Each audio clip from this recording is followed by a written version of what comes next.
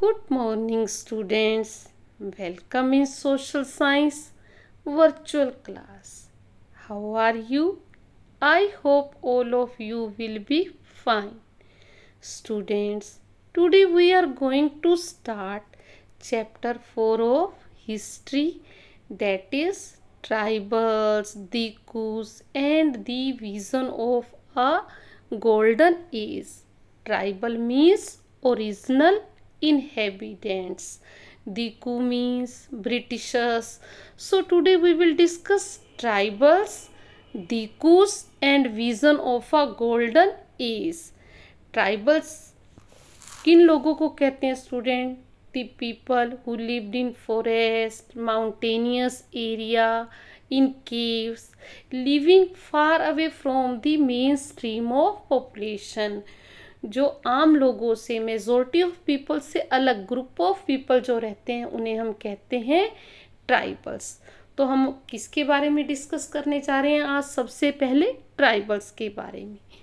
In 1895, a man named Birsa Munda was roaming the forests and villages of Chota Nagpur in Jharkhand.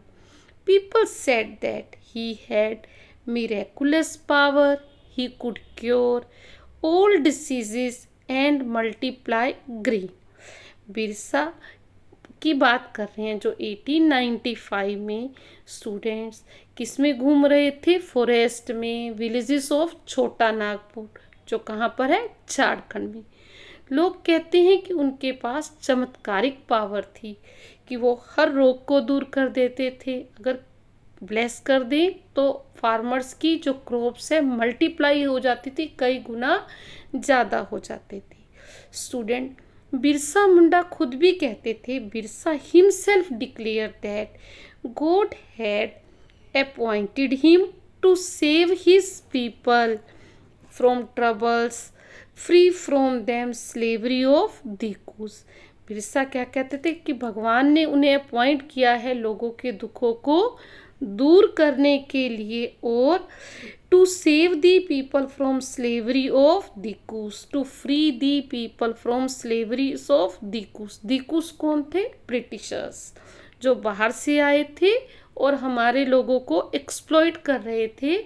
भगवान ने उनको appoint किया है कि इन लोगों, ट्राइबल्स लोगों को, सब लोगों को फ्री करें। किसके रूल से? ब्रिटिशर्स के रूल से, दिकू के रूल से। Soon thousands of people began following Birsa, believing that he was Bhagwan and had come to solve all their problems. और हजारों लोग उस बिरसा को भगवान की तरह मानने लगे और कहने लगे and he will solve all their problems, वो उनके सब दुखों को दूर कर देंगे। Student, Birsa was born in a family of Mundas. Munda क्या है? एक ट्राइबल का नाम है। Birsa was born in which tribal group? Mundas tribal group, a tribal group that lived in Chota Nagpur, but his followers included other tribals of regions, Santhals, Oraons, all of them in were experiencing and the problems they were facing under the British rule.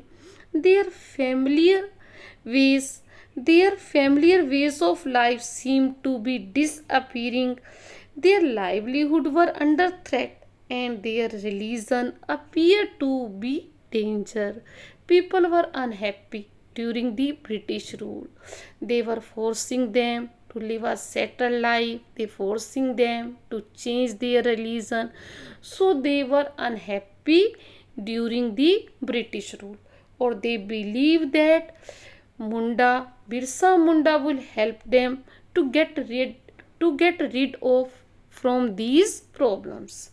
Students, how did tribals live in 19th century? Now we are going to discuss how did tribals live in 19th centuries. Student, tribal people in different parts of India were involved in a variety of activities. They lived in a different ways in different parts of our country. some were jhum cultivators. First we discuss some were living how jhum cultivators. So jhum cultivator is also known as shifting cultivation. Shifting cultivation means they move one place to another place for farming. So that is why jhum cultivation is also known as shifting cultivation.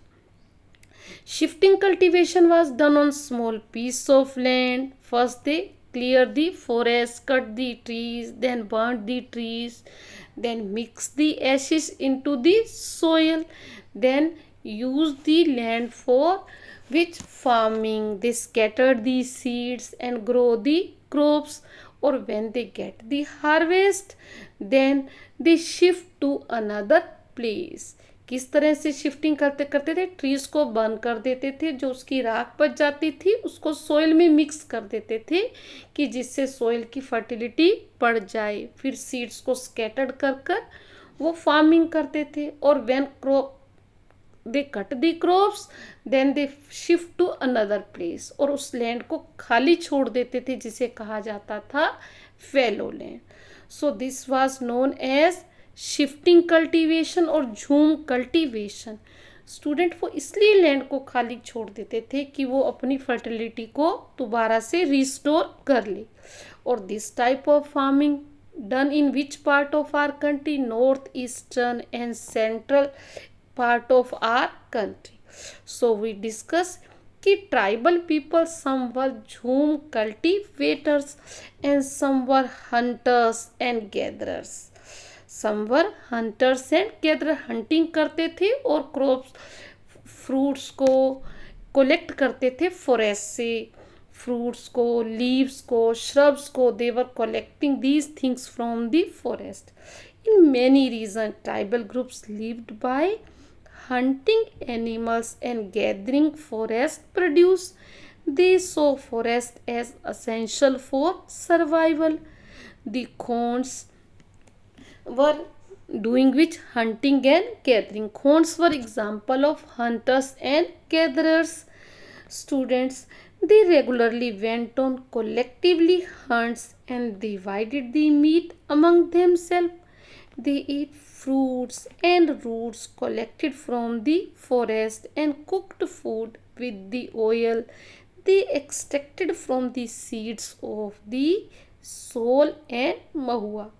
वो hunting पर किस तरह से जाते थे? Group में जाते थे, और जो डियर को, किसी को भी जब वो हंटिंग करके लाते थे तो उसके फ्लैश को डिवाइड कर लेते थे.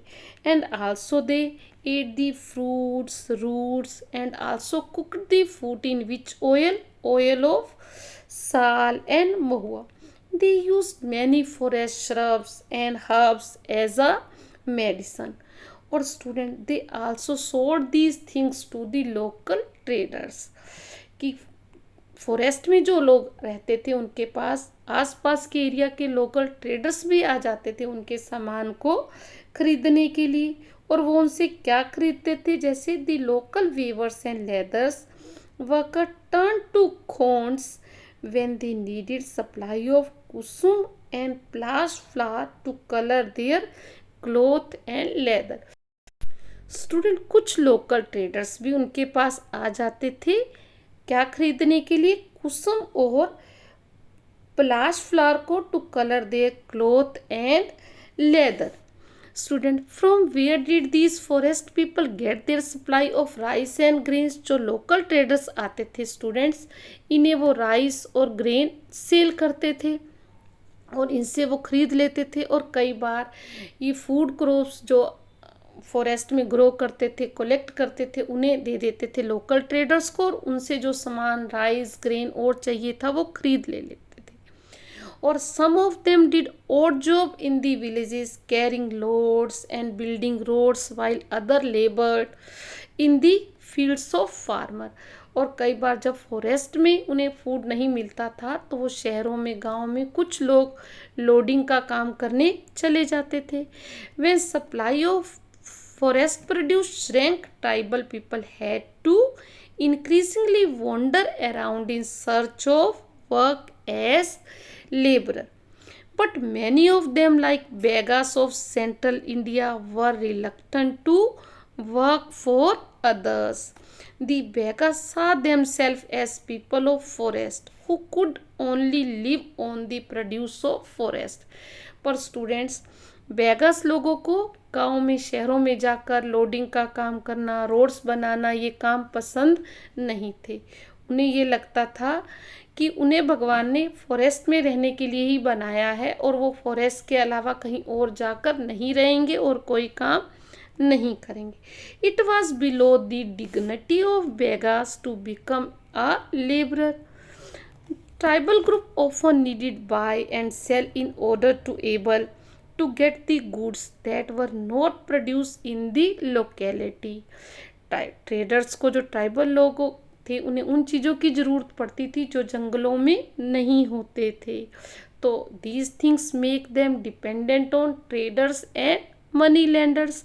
और कई बार वो फॉरेस्ट प्रोडक्ट्स प्रोड्यूस के साथ इसको एक्सचेंज कर लेते थे, और कई बार अगर उनके पास नहीं होते थे दे बोरो दी मनी, और जब मनी बोरो करते थे sometime they fail unable to pay them, और क्या होता था, दे फॉल इनटू द डेब्ट ऑफ पॉवर्टी।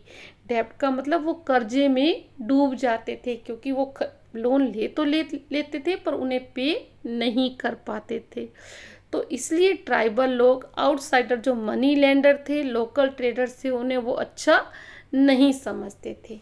अभी स्टूडेंट्स हमने डिस्कस किया सम जो ट्राइबल्स लोग थे, some were jhum cultivators, some were hunters and gatherer, some herded animals. कुछ ट्राइबल्स लोग अपने पास कुछ ग्रुप ऑफ एनिमल्स रखते थे, उन्हें रियर करते थे और उन्हें लेकर एक जगह से दूसरी जगह घूमते रहते थे। घास के लिए, उनके लिए घास की ज़रूरत होती, इसलिए वो एक जगह से दूसरी जगह जाते थे। Many tribal groups lived by herding and rearing animals. They were pastoralists who moved with their herds of cattle or sheep according to the season. When the grasses in one place was exhausted, one place was over, they moved to another area. The one Gurjars of Punjab hills, Labadis of Andhra Pradesh were cattle herders. जो गुर्जर्स थे और लाबादीस थे, उनके पास क्या थी, cows थी। And Gaddis of Kullu were sheep herders and Bakarwalas of Kashmir rear the goat. So they moved with their animals one place to another place. Students, ये map में भी दिखाया गया, जैसे भील्स हैं राजस्थान वाले एरिया में, बेगास सेंट्रल इंडिया में ये रहते थे। ये जो लोकेशन दिखाई गई है, these are different tribals who lived in different parts of our country in a different way. So we have discussed some Gonds के बारे में पढ़ा हमने, संथल्स के बारे में पढ़ा। So some students tribal took to settled cultivation. Even before the 19th century, many from within the tribal group had been began settling down and cultivating their fields in one place year after year instead of moving from place to place. कुछ tribals ने students एक ही जगह रहना शुरू कर दिया, farming करनी शुरू कर दी और कई सालों तक एक ही जगह पर रहे, और उसके बाद जिसने फर्स्ट लैंड क्लियर की थी वो लैंड उनकी हो गई, उनके बाद उनके चिल्ड्रन की, ग्रैंड चिल्ड्रन की, उस लैंड पर उनका अधिकार हो गया।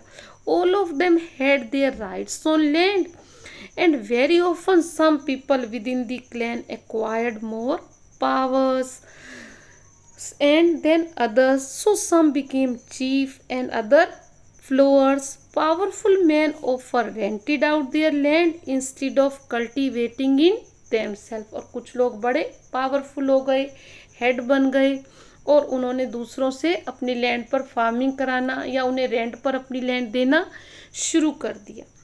British officials saw settled tribal group like the Gonds, Santhals are more civilized than hunter and gatherers of shifting cultivation. कि ब्रिटिश ने क्या कंसीडर किया, जो गोंड्स हैं, संथल हैं, they had more manners, more civilised हैं किससे, हंटर गैदरर्स से, जो एक जगह रहते हैं, they are more settlise. Student, now we are going to discuss how did colonial rule affect tribal lives. colonial rule ने, ब्रिटिश रूल ने ट्राइबल्स की लाइफ को कैसे अफेक्ट किया. First we will discuss what happen to the tribals chiefs. जो head थे उन पर क्या इम्पैक्ट पड़ा ब्रिटिश रूल का. Students, before the arrival of British in many areas, the tribal chiefs were important people. They enjoyed certain amount of economic power and had the right to administer and control their territories. In some places they had their police and decided on the local rules of land and forest management. जो chief थे बहुत important person थे, उनके पास administrative power थी, economic power थी, rule regulation उन्हीं का ही चलता था और कुछ के पास अपने सिक्योरिटी गार्ड भी थे. पर जब ब्रिटिश रूल आया तो उनकी पावर्स कम हो गई. अब ब्रिटिश ने उनके पास लैंड्स तो रहने दी, पर उन्हें कहा गया कि अब आप रेंट देंगे इसके ऊपर. आप लैंड टाइटल्स तो उनके पास रहे, but they had to follow now rule and regulations of the Britishers. They lost their authority they had earlier enjoyed among their people and were unable to fulfill their traditional functions. जैसे वो पहले अपने functions को, festivals को celebrate करते थे, अब उस तरह से वो नहीं कर पाते. अब उन्हें हर काम ब्रिटिशर्स के रूल और रेगुलेशंस के हिसाब से ही करना होता था. Student, we discuss what happen to the tribal chiefs. Tribals power decline. Now they had to pay rent, revenue to the Britishers and also have to administer that area according to the rules and regulations of the Britishers. Now we are going to discuss what happened to the shifting cultivators. The British were uncomfortable, who moved about and did not have a fixed home. They wanted tribal group to settle down and become the peasants cultivator. उन्हें लगता था कि ये tribal लोग एक ही जगह settle हो जाएं और एक ही जगह फार्मिंग करें. Settle farmers were easier to control and administer than the people who were always on move. उनके लिए ये आसान था अगर एक ही जगह पर वो फार्मिंग करें, टैक्स कलेक्ट करना. अगर शिफ्टिंग कल्टीवेटर की तरह वो एक जगह से दूसरी जगह जाएंगे तो उन्हें टैक्स कलेक्ट करने में प्रॉब्लम्स आती थी कि किससे टैक्स कलेक्ट हुआ, किससे नहीं, इसका वो हिसाब नहीं लगा पाते थे. तो now what they did, they made efforts to settle shifting cultivators. They asked them to stay at one place and gave taxes to the Britishers. So they did the land measure, defined their powers and asked them to pay the taxes to the Britishers. Some farmers were declared landowners, other tenants. The tenants were to pay rent to the landowners, who in turn paid revenue to the state, who will pay revenue to the East India Company. The British effort to settle jhum cultivator was not very successful. Settled plough cultivation is not easy because where water is scarce, soil is dry. Jhum cultivator who took to plough cultivation often suffered since their field did not produce good yield. So jhum cultivators in northeast India insisted on continuing their traditional practices. So they revolted against the East India Company. So ultimately they had to permitted them to jhum cultivation. उन्हें last में जब वो successful नहीं हुए, क्यों क्योंकि उन्हें जब कहा गया कि एक ही जगह पर रह के फार्मिंग करें तो वाटर अवेलेबल नहीं था, सॉइल भी इनफर्टाइल थी, तो ज़्यादा प्रोडक्शन हुआ नहीं। तो कल्टीवेटर्स ने प्रोटेस्ट कर दिया ब्रिटिशर्स के अगेंस्ट, तो उन्हें फाइनली मानना ही पड़ा। For which cultivation? Shifting cultivation. They allow them to move one place to another place and do the farming. Student, यहाँ उन्हें फार्मिंग करते हुए भी दिखाया गया है। जो ऊपर की पिक है इसमें Bhil womens cultivating a forest in Gujarat. अभी आपको दिखाया भी था, Bhils lives in Gujarat and Baigas they lives in central India. So today we have discuss कि how did tribals people live, किस तरह से रहते थे। दे वर lived at a jhum cultivators, some were hunter and gatherers and some herded animals and some took to settled cultivation।